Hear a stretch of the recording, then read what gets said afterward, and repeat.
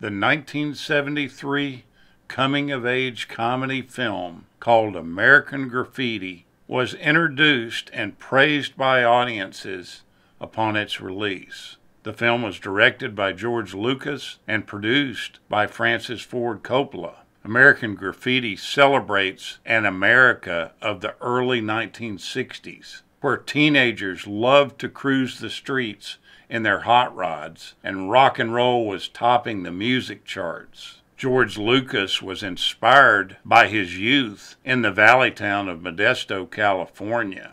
And this was George's second feature film. This film is a masterpiece of vibrant colors, exciting soundtracks. This coming-of-age story remains one of the most successful films in history. Over the course of a summer evening, 4 teenage friends ponder their futures, navigating relationships that were centered around the cruising culture of their sleepy town in California in the San Joaquin Valley. After a madcap series of hilarious encounters, they each make decisions that will forever change their lives. The film starred so many people that went on to become big stars later on, but we'll cover just a few of them.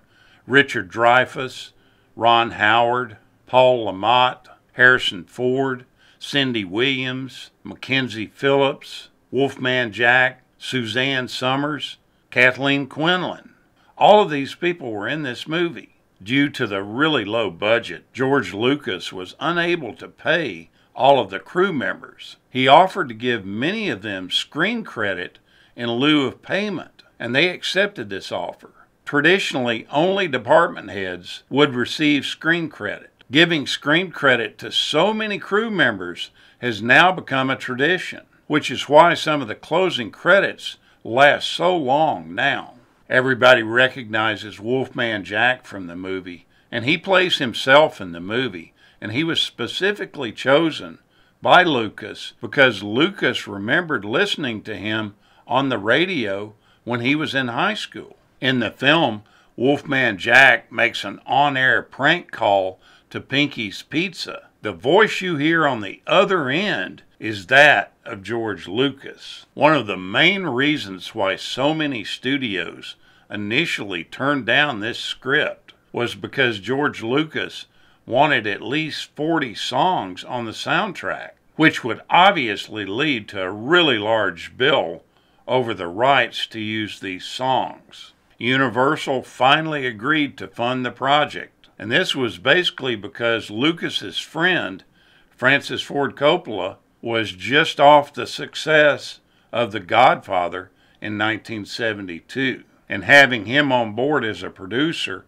kind of inked the deal for George Lucas. Universal didn't think very much of this film, and once the film was completed, it sat on the shelf for about 6 months before the studio finally decided to release it. To their great surprise, it became an enormous success at the box office. The film was shot in sequence, something that doesn't happen too often anymore, and they did this so as the filming went on, the actors would grow tired from the shooting schedule, and it would make the characters they play look more and more tired as the night went on. Fred Roos, a former casting director for the Andy Griffith Show, suggested Ron Howard for the part of Steve Bolander in the movie. Ron Howard accepted this role to break out of the mold of his character as a child actor. His association with Lucas didn't stop here. He directed Willow in 1988, which was written and produced by Lucas. They used a massive amount of cars to make this film seem proper in its 1962 dating. About 300 pre-1962 cars were needed to create the cruising scenes. Francis Ford Coppola didn't care for the name American Graffiti. He was really wanting to change it, and he talked to George Lucas about it and wanted to retitle the movie Another Slow Night in Modesto. Or the other title that he chose was Rock Around the Block. Now there's a rumor that I'm not sure if it's true or not, but it sure is a good story, and it goes like this. While working on this film, George Lucas and a co-worker were editing the film. The co-worker asked Lucas for Reel 2, Dialogue 2, which is abbreviated R2-D2. And you'll realize that this name surfaced later in a Lucas film, which was Star Wars. Now, I've read that in a couple of places. I'm not sure if it's really true or factual, but it sure makes a really neat story. Now, there were only 2 of the primary actors that were really teenagers during the filming. Charles Martin Smith was 18, and Ron Howard was 18. Most of the remaining principal cast members were in their 20s. Now, that's with one exception. There was 12-year-old Mackenzie Phillips. And then there was Harrison Ford, who turned 30 during the filming. Now, this film was previewed before an audience of young people in North Point Theater in San Francisco. Universal Pictures head Ned Tannen was in attendance. In a story that is now legendary in Hollywood, Tannen was not impressed with the film, despite it having a good audience reaction. He actually called it unreleasable. Francis Ford Coppola came unglued. He was enraged at the comment. He offered to buy the film from Universal on the spot to write a check right then and there. And all this happened while the exhausted and burned out George Lucas watched in shock. He couldn't believe they didn't like it. A compromise was finally reached in which Universal would suggest some modifications to the movie. And this was a resolution that Lucas was not happy with, as it took control of the film away from him. I am just amazed at how these studio heads try to mess things up with these directors. The film was shot in 29 days, which is pretty quick for a film, and the movie was shot almost exclusively at night.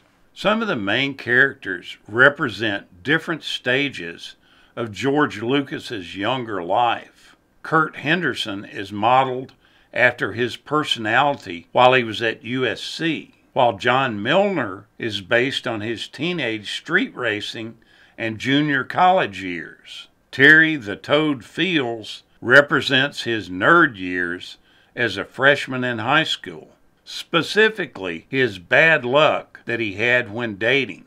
George Lucas used 2 cameras when he was filming scenes involving conversation between actors in different cars. He ran these cameras simultaneously in the scenes so that this would reduce the amount of production time given to that shot. The scene at the liquor store in which Terry asked Debbie for money was shot in 1 take. Candy Clark wanted to do a second take because she flubbed her line that said, "Did you get it?" But director George Lucas said, no, that was it. They were printing the first take. Now, the filming of this film was beset by a series of misfortunes and complete disasters. The day before filming was to start, a key member of the crew was arrested for growing marijuana. On the first night of shooting, it took so long to get the cameras mounted into the cars that filming didn't get started until 2 a.m. This put the crew half a night behind schedule before they even started. Most of the outdoor footage was shot in San Rafael. After the very first night of shooting, the city revoked the crew's filming permit.